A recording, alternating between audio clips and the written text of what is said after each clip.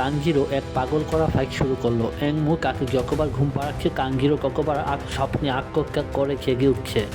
এংমু confuse, এই ছেলে কি পাগল?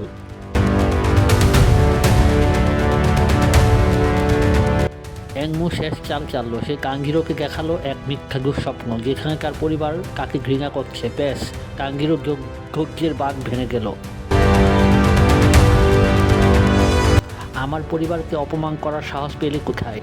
কাঞ্জিরোর হুঙ্কারে এংমু কেঁপে উঠল, আর ঠিক তখনই ছাক ফুটো করে এন্ট্রি নিল ইনোসুক।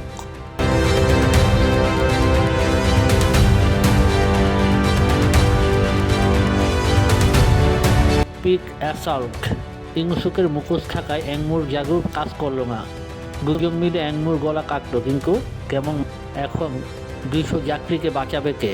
বন্ধুরা, পরের পর্ব দেখার জন্য অবশ্যই ফলো, লাইক, কমেন্ট, শেয়ার করে পাশেই থাকুন।